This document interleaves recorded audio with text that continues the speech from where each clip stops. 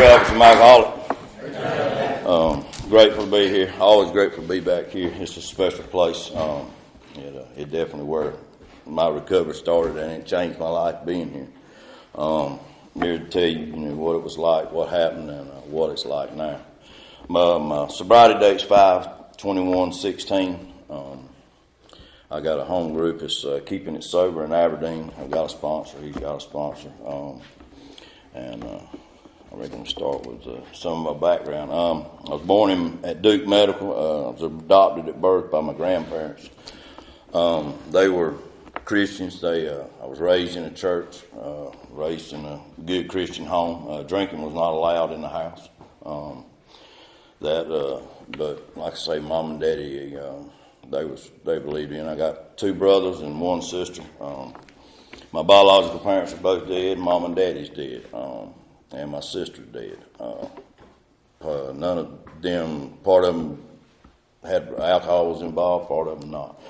But anyhow, Daddy was a Moore County building inspector, and Mama, she ran a nursery, so I was raised around, other kids and stuff.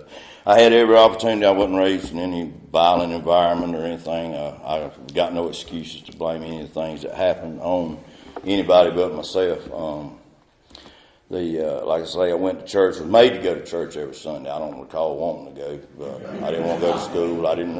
Church was fun. I didn't even like youth group, to be honest with you. I liked to cause mischief, but that was about it. I learned at a young age I had my own way of wanting to do things. I look back now and I see that. I remember young, I went into a drugstore with Mama and I stole a piece of chewing gum.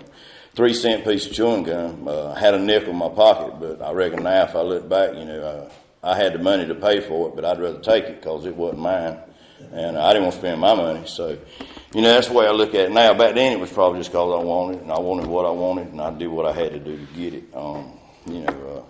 Mama said I was a good kid up until I was probably 8 or 9, until my daddy took me fishing with him. We went, like I say, I was made to go to church every Sunday and all that. Something changed when I went fishing with them. That's the first time I really drank alcohol that had any effect. The first time I drank alcohol, I was 9. It just tasted bad, but I thought it was cool, so I drank it. I didn't really like it. I don't even remember finishing it.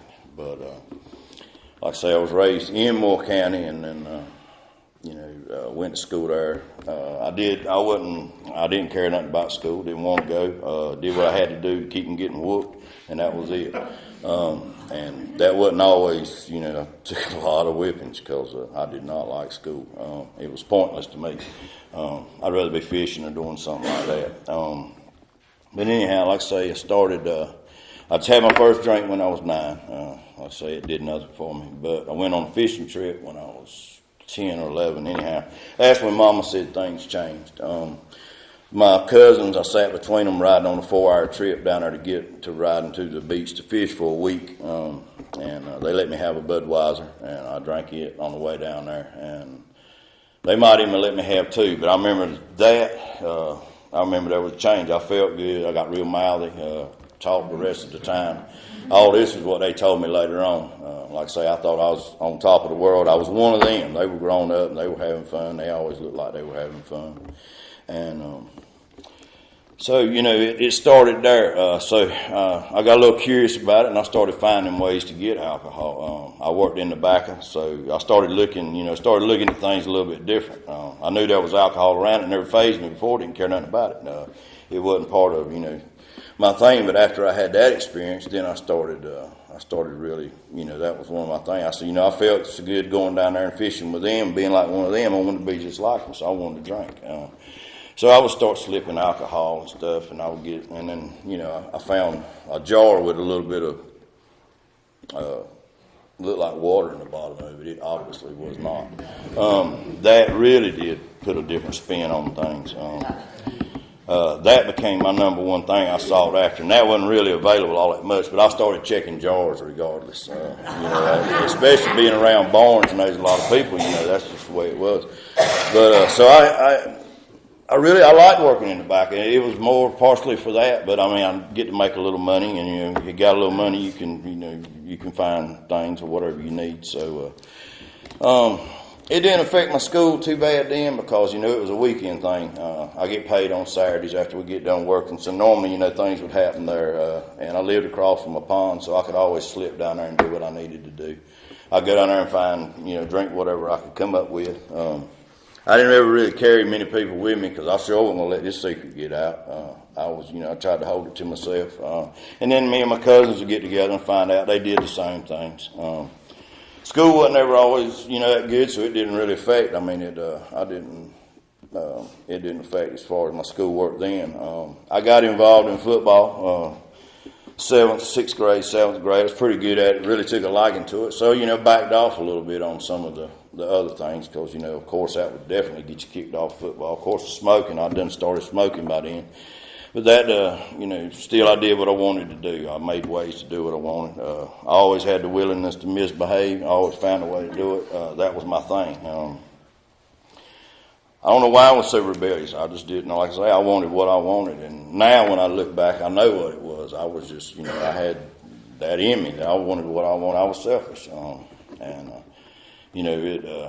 Things just seemed to get worse and worse. It wasn't bad. It was just... it was hard on me because I didn't get to do what I wanted a lot. You get a lot more rules as you get older.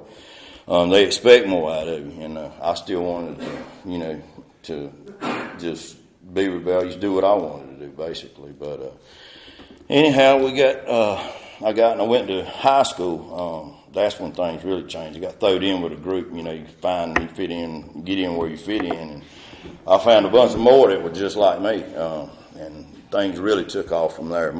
I had to go to summer school my freshman year because I didn't like school.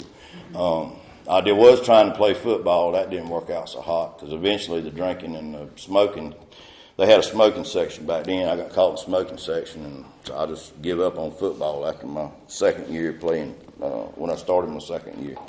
I started, taking alcohol to school, doing different things.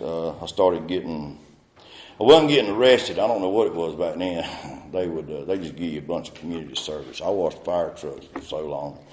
I know I had at least 200 hours at this one place so I get to be about 15, and Daddy gives me a job working for the county, and I got that job because I liked washing cars so much. They had a job at the county. You could get out of school 2 hours early and go wash cars and get paid for it. Well, I didn't get paid much because I was working off my community service because that's, how I got my job to begin with, doing community service. But them guys there, they would let me have alcohol. They'd let me drink. I was out there, or I'd slip it, at lunch. And when I get out of school, I had this place I could go get something to drink. I'd get drunk in there, or I'd get feeling pretty good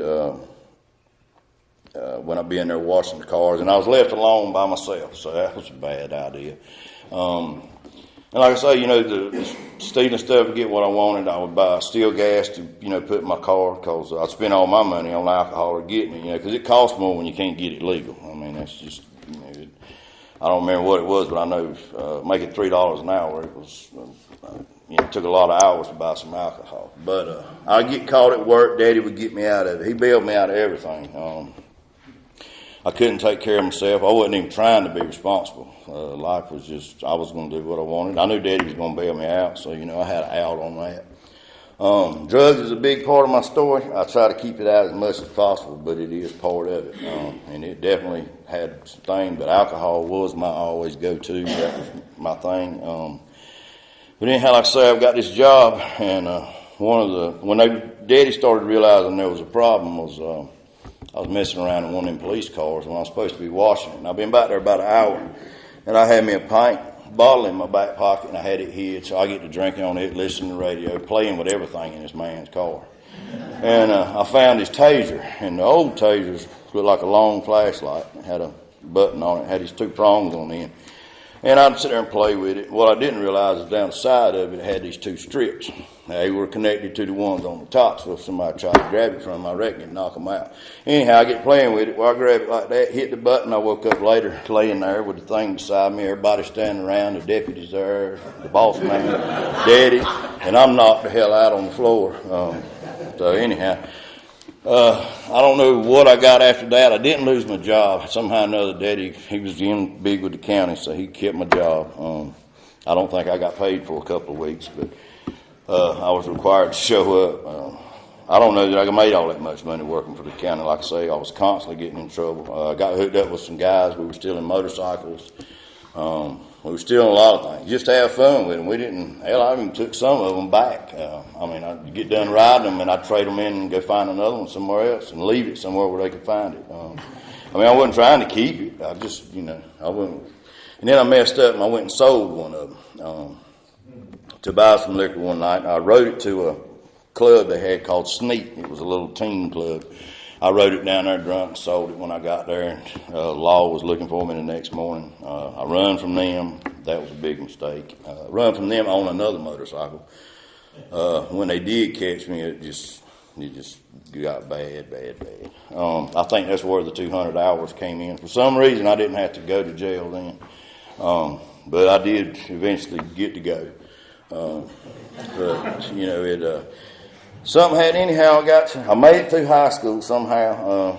I think I had to do night classes because working I would take off in 2 hours. I didn't know that you had to do other things. I had to sign off for you to get your credits. Well, they didn't sign off because I didn't have enough hours on the books because most of it was community service. So anyhow, they worked it out, got me a tutor or whatever. So I made it out of high school.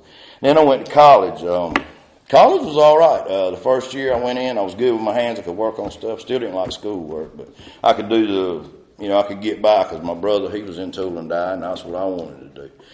I got in there. I was still drinking. I was drinking pretty steady by then because I had, I'd done worked it out then. I had a job. He put me to work in his machine shop, so I worked there in the evenings, at nights after I got done washing cars. He drank all the time. He's been through here. He came through here in like 82. In fact, he came through here right along that time. I was working for him. I come in one day. He was gone. The law was looking for him. His wife's looking for him. I think he'd come down here. He'd probably come down to get out of court ordered, I believe. But anyhow, he's the first one that actually suggested I come here. But either way, I was working for him, and I was going to school, and I really did good. I had a good average. I was on the dean's list the first year. Everything was going good, because the first year was a lot different than the second year. It was, I already could do the basics and stuff. I had somebody working with me at night, so I was passing all the tests and doing all that. I wasn't cheating, but it was kind of cheating because I had somebody helping me do my projects that you take home. Instead of doing them in class, I would do them at night in the machine shop, and then the next day I just mess around all day in the shop at the school, and then turn it in at the end, turn your work in at the end of the day like I had done it there, even though I did it somewhere else. I was being deceitful the whole time, but either way, I still like to say I was on the dean's list. My second year, things got real tight. They wasn't going to put up with the coming in late. They wasn't going to put up. It was more about you had to have some knowledge at some point. The first year was getting you used to working the machinery. The second year, you had to really get technical. It took me 3 years to get that second year at graduate. Drinking was a big part of it. I was drinking all the time then. Somewhere in there, I saw a woman and decided that she was the love of my life, going to be with her forever. Chased her down, made it work out. We got married right after her. She told me she married me whenever I graduated college, which that wasn't a big inspiration, but I did graduate. We got married. That marriage went south quick. Living with me full time was a lot different than seeing me at night, a few hours or whatever. She realized that I drank all the time. She got we met in a bar, so you would think she'd be used to, that was, why that would be any different. But anyhow, and I wasn't growed up. I thought I was. If you'd asked me, I'd have told you I was. But my actions, I wasn't responsible. Daddy's still bailing me out. I get behind on rent and all this other. We got a trailer. We moved in. About 6 months in, she leaves. That marriage went down quick. Like I say, we met in a bar, and it just. If you'd asked me, I thought we'd be forever. Then I really went into a drinking binge. I stayed drunk for a long time. I started using other substances all the time to stay awake because I had a lot of good jobs, and I was really good. Good worker, what they said when I was there. But, that just comes with it. I mean, I worked a lot of places. Now, I can do just a little bit of everything because I've done a little bit of everything. You got to support the habit somehow. And so anyhow, that's the wife number one. And we get through that marriage. Somehow Daddy and them, it never occurred to me to try to quit drinking. I don't even know who does that. I never even thought about trying to quit. So I amble along there and I start driving a truck. Now I'm driving an 80,000-pound vehicle and drinking. I slowed down my drinking a little bit, but other things picked up because I wanted to drive 24 hours a day, 7 days a week. I stayed up as much as I could, even though I didn't actually drive as much as I stayed awake. But things I just kept doing what I was doing. I wasn't planning on quitting. So I'm driving through Carthage one day in one of these little restaurants, and I meet another woman. It's the second love of my life. I'm going to be with the rest of my life. This one here lasted 12 years. She was tough. You got to hand it to her. She stuck it out for 12 years, and I don't remember half of the marriage. We started out good. I didn't drink the day we got married. I didn't drink that night, but just as soon as they told me I could, I did, and I don't remember stopping then for 10 years. Daddy was getting ready to die. I quit drinking right before he died. Before I lost everything again, it was already in the works. I just hadn't, I straightened up for a little bit for whatever reason, and I did it for somebody else. I didn't do it because I wanted to. I did it because I had to. Because, like I say, Daddy, the one person that was getting me out of everything I got into, he was on his deathbed. I'm fixing to lose it all, and I wasn't looking at it like that, but I took it really hard. I was sober when he died. I wasn't sober the day he died, but I was sober right up until that. And then I took another spin for drinking. Our marriage was already pretty much out the door. I went to go get her a pack of cigarettes, stayed gone 3 months. The bad part about that it was a slap in the face because I walked back in the door like I could only been gone 15 minutes, handed her a cigarette, went to give her a kiss, and that was an interesting evening in itself. It was always that way. I could always talk my way out of it. If I couldn't talk my way out of it, I could find little ways to escape and whatnot. This time there wasn't no coming back. Daddy wasn't there to save me. So jail really starts to become a part of my life. I get a DWI. Actually, I got DWI with the first one. Before I even got before the 30 days was up, I had number 2. The day before I got off my Cinderella license, I got the third one. It was the day I got married. In fact, the patrolman followed me in the yard, and I'm supposed to be going there to get ready so we can go get married. That ought to have been a big signal right there to just stop, but they continued, they still married me. But number 2 went out the door, and I said, well, here we go again. I ain't gonna get married no more, blah, blah, blah, blah, blah. That was not the truth. Things, like I say, substances really took over at this point. Like I say, I was driving a truck. I didn't have nobody to go home to. Not that I went home all that much anyhow, but I didn't have nobody that could tell anybody that I wasn't coming home. So, I didn't have and then the power started getting cut off, and just a lot of things started going because Daddy's not there to bail me out. Mama's got Alzheimer's at this point. I take advantage of her on a lot of things. I go to Georgia. I get locked up down there. That cost a lot of money just so they could get me back to North Carolina. So they put up a lot of money for that. Mama's got Alzheimer's, so I'm going to take care of her. So I start making liquor in the basement while I'm taking care of my mother that's got dementia. And a lot of other things going on. There's people running in and out the basement like it's a revolving door down there. The law's coming around, they sniffing around, but they hadn't figured out what was going on, or they couldn't. I'm sure they knew what was going on. It wasn't the right time. I had some cars, got involved with stealing some cars and some other things, and just a lot of my past was catching up to me. They got my DNA, that opened up some doors. I got arrested whenever they started doing that DNA thing, because when you get arrested for moonshining, they take you, swab and all that. So anyhow, they started figuring out that some of these mysterious cases, who was behind it. So anyhow, I start getting arrested right regular. it's not, it's not going anywhere. But I go stay with my sister in Sanford. It gets bad. Mom dies, so I go stay with my sister, my half sister in Sanford, and I start working for her daddy. She was put up for adoption at birth, so we didn't know each other until right before Mama died. So I'm staying up there and I'm working for this man, plumbing. Things are going pretty good. He let me drink. He drank all the time. I did too. We would go through half gallon a day. We'd get up every morning, get us 2 Coke bottles each, fill them up with, he'd fill his with bourbon and I fill mine with a bourbon and vodka, and then one of each, and I'd drink them all day. We start at 5 o'clock in the morning. We'd do, feed horses, feed chickens. We'd drink. We'd go do some plumbing. We'd drink some more, and then that's just the way we did every day. I'm working on this lady's house, one of the renters, and I find wife number 3. Listen here, it's a whole different ball game. She's younger than I am. She got as many issues as I do, but we instantly fell in love. She let me do what I want. I let her do what she want. She's a massage therapist.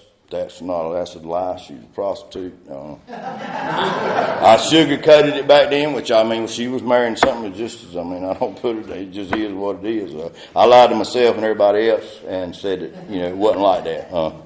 But anyhow, this goes on. We really go down a bad path.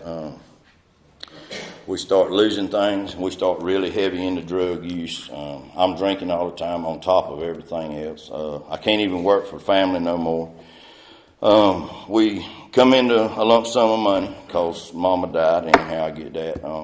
We blow it about $40,000 to $60,000 in like 6 weeks. And we don't got a place to live at the end of it. We got one vehicle. We got 3 youngins, a rabbit, 2 dogs, and all of us, and a mother-in-law living in all of us out of a Jeep and motel to motel. She's doing what she do to help pay, and then I was doing what I did to, whatever. I had guys, steal stuff, do whatever I had to do to make money. Things were just bad. It got bad where we lost the kids. I sent them to stay with their dad while she was gone she was gone for 3 days. I had them in a motel, the Tropical Motel down there in Fayetteville.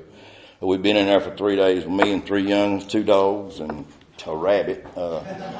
And, I'm trying to look after them, or basically they're looking after me, but anyhow, it run out. The $100 it lasted, that's how long it lasted. And so I called her dad and I sent them with him, and I just go to the street. So now we're living on the street.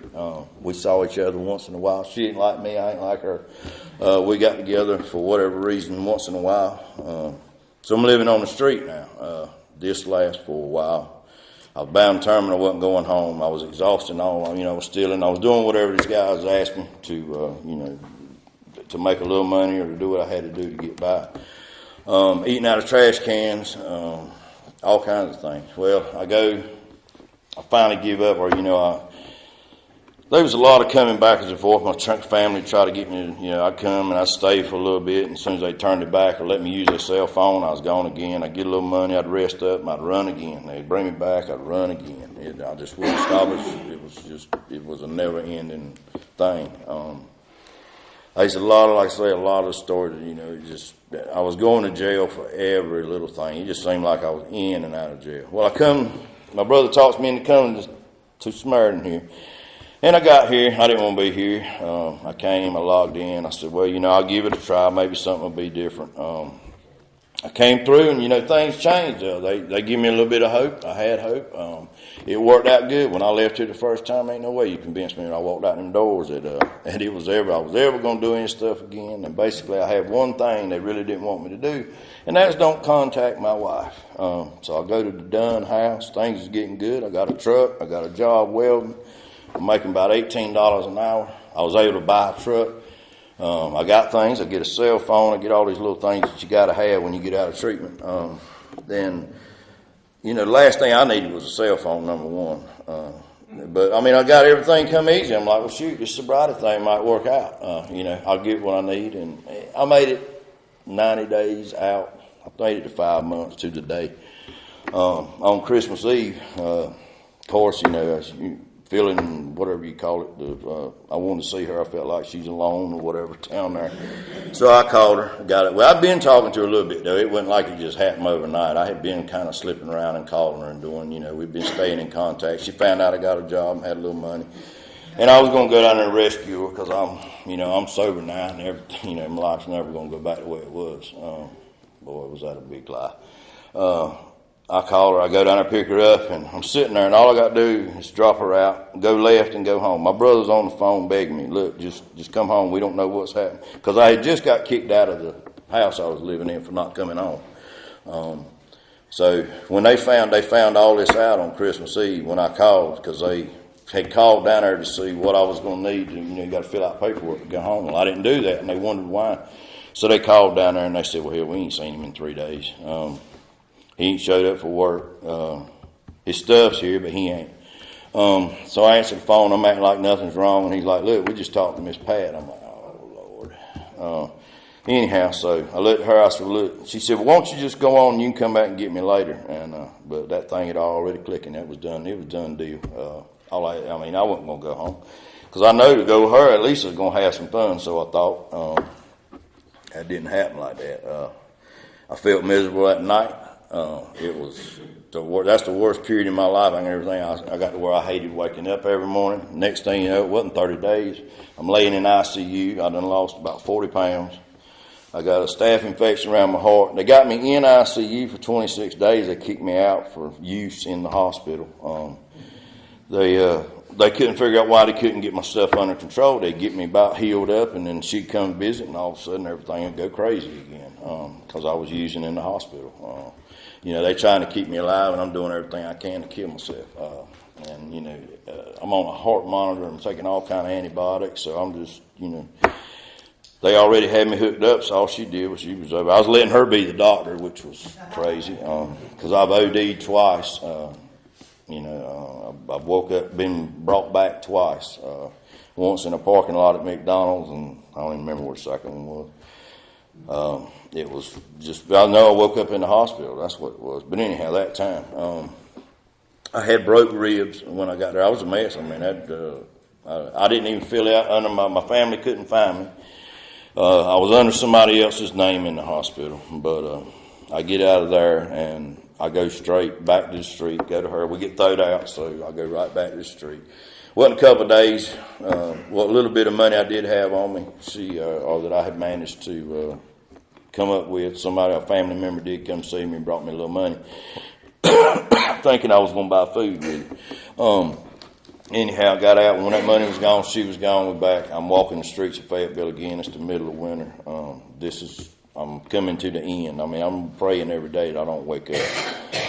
I'm tired of it. I'm eating out of trash cans right regular. I was staying behind what I thought at the time was Bojangles, and if you'd have asked me, I'd have told you. Up until 6 months into sobriety, I figured out it was a Popeyes. It wasn't even a Bojangles. I didn't even know what trash can I was eating out of. But anyhow, they bring me back down. Well, I get here the second time, and I got a different outlook. I am truly, truly beat in the submission. And it wasn't easy to get back in here the second time. I had to wait. Mark made me wait, made me call him Monday, Wednesday, Friday, call him in the morning before whatever. He had a little routine. I had to do that. I did that, and got in. Still didn't know that I wanted to be here. About 2 weeks in, some things happened. Sitting out there on that back porch one night, something changed. I put something in the God box. I got my answer. So I decided to take this thing serious. I did take it serious. I didn't. First time I went through here, I got out. I got a sponsor. Went out to eat with him one time, and I think I waved at him at the meetings when I'd see him. That was as far as I went with getting in the big book with him. I had one. I don't even remember opening it. I gave it to somebody, I think, when I got out the second time. But I never used it. I never used the tools they give you. I didn't have a relationship with God. And even though I was raised in church, I knew who God was. I didn't have a relationship. My idea of life and his were two different things, so I thought. But I found what I needed, or a way to have a relationship with God in here. And it didn't come. Nothing came easy. I got out of here. I went to the Samaritan House. And I got a job working for $8 an hour, working for Carlisle. And it took me about 2 or 3 weeks or might even been longer to get that. First job in my life that I stayed with him for almost 2 years. And he didn't ask me to leave. I quit on my own to open up my own garage. I stayed at the Samaritan house a year, and I stayed at 2 different ones. I got a sponsor the day I got out of here, and the guy I got to be my sponsor, I was in here with him. We came in 3 days apart, and he stayed sober. I didn't, but anyhow, he's half my age, and he like I say, I wouldn't have never figured out who was going to be my sponsor, but he worked with me. I knew him. I was comfortable right out the gate. I mean, it was one of them perfect matches, so I see. I was his first sponsee, and we already knew each other, so there wasn't nothing I could buffalo him on. He already knew me inside and out, so there wasn't going to be none of this, manipulating or setting them up the way you want them to perceive you. He already knew. We knew each other's story, knew where we come from, and how each other. Like I say, we've been in here for 28 days together. We knew each other pretty well. He's been great. I mean, it definitely wouldn't be where I'm at without him. He's given me guidance. Everybody that I was in the houses with down here at the colony, I called Mark all the time. I still call him all the time. I knew Mark whenever I was back out in the world when he was running a company. I worked for him way back before he got sober. I knew Pat. I knew a lot of people. But this time I took it serious. I started following directions, and things started happening in a different way. It wasn't I was getting money and a phone and all that stuff. That's what I thought you needed to get when you got out of here, because you want to go right back and fix things and go to work and call people. It wasn't like that. This time I was having to suck it up and really work for it. It was, it didn't take long, and I'll say I got the job with Carlisle. That was a temporary thing. It worked into a full-time thing. I was able to stay there. When I left the Samaritan house, they didn't ask me to leave. I felt like it was time to leave, and I went to this lady I had went and house sat for, and somebody let me house sit for them. Boy, they were brave. And she left the state and let me house sit. She ain't know nothing about me other than I worked for Carlisle. And I was sitting there thinking, man, this woman got a Porsche and she got all this stuff, and she just leave me here and leave me money to take care of everything. But things had changed. I didn't look at it like that. I started, like I say, I went through the steps with my sponsor, and I really dug in. I ain't like a no saint or nothing. I did it. I made a lot of mistakes. I make mistakes all the time, every day, just about. But I don't have to. I don't have to drink on me, and I don't have to lay down at night with it, carrying it with me. I call somebody, talk to them. But basically, I follow directions. But I had some things happen here lately. The other day, I had a lady called, and there was a problem on the job, and anyhow, she got me mad. I wasn't spiritually fit. I had to stop and start my day over. Had I not paid attention and knew, had some tools to work with, I wouldn't have. Ain't no telling how that day would have worked out. But I stayed mad until I was ready to not be mad anymore, and then come to find out, hell, I was wrong to begin with. When I calmed down and actually thought about what was going on, I had made a mistake. It was a costly mistake, but I had to suck it up and pay. But normally I would have run. I'd have been like, oh, she just lost that money.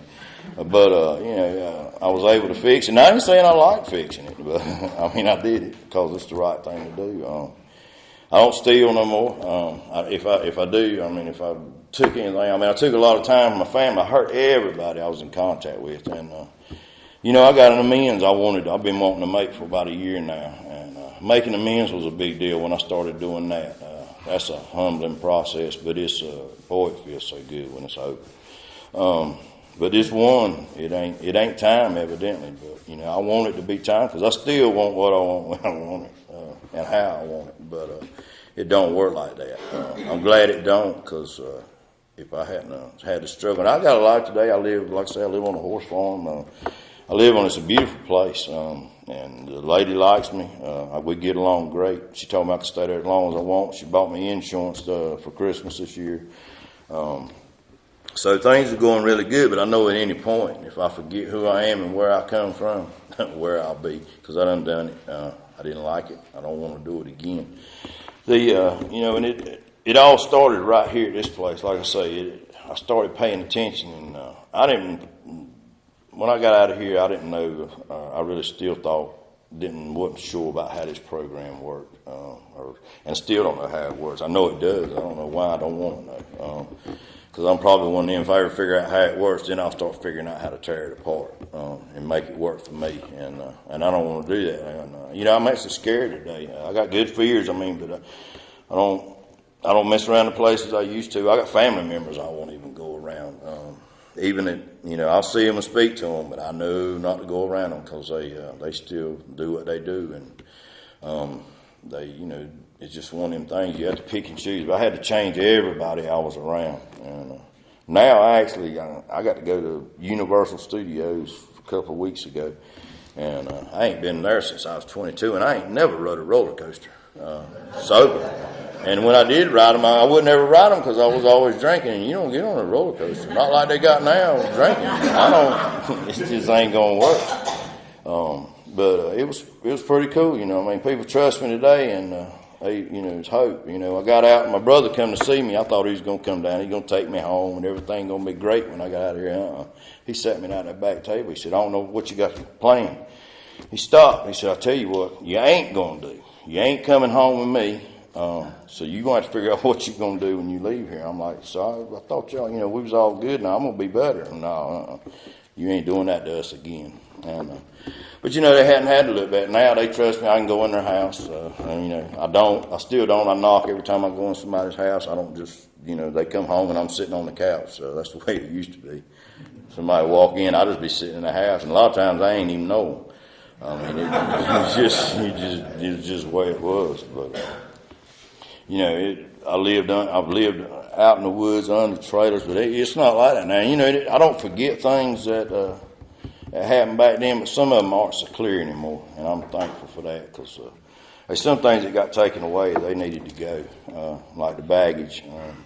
That fourth step was a big thing. I got honest about it my second time. I can be honest today. If I do something wrong, I can at least admit it. I don't like it, but I'm wrong a lot more. I figured out that I'm not as smart as I thought I was. And I take the dumb man's approach. As long as I follow directions, I hit my knees every day. I talk to God all the time. That's probably the biggest thing. That, and I listen to my sponsor. I run a lot of things by him, and like I say, you get a lot of bright ideas, but when you tell it to somebody else and hear what you tell them, it don't sound like such a good idea. I've had to call Mark and tell them things, that I was fixing to do when I was living in the house, breaking the rules, and that's a hard thing to do, and call them and tell them, but because you don't know if they're going to throw you out, what's going to happen. But it was understanding. We worked through it. I avoided a lot of things by just being honest and being truthful with them. And it's work. It's still work every day. Some days I do real good at it, and some days I suck at it. But I don't have to I sleep good at night. And I don't go to bed, wondering, is the law going, am I going to wake up to a flashlight in my eyes? Like I say, I got a real good life, and I couldn't ask for a better life. I've got a life better than I deserve, or I would have ever had. For me, this was not the life I would have, I've chosen something a whole lot less nice than what I've got. And it does keep getting better. I don't understand. Like I say, it just works. I've got my own garage now, and I always wanted one. I always thought I wanted one. You got to be careful what you ask for, too. Sometimes you get things. I got a garage now, and now I have to deal with customers, and I have to suck it up. I can't just cut somebody out because they don't do what I want or it ain't the way I want. So now I have to be real cautious how I use my mouth. But it really is a good life. I can't say enough good about it. It's grateful. I'm just so grateful for everything that has happened and the way it's happened. If I'd have tried to get sober back then without going through some of the things I went through, as hard-headed as I was, it probably wouldn't have worked. I hate it took as long as it did, but I'm glad it happened the way it did. It's hard to say that, because I've hurt a lot of people along the way, but that didn't ever seem to be enough, so it took evidently what it took to get me where I'm at. That's all I got. I appreciate y'all having me here. Thank you.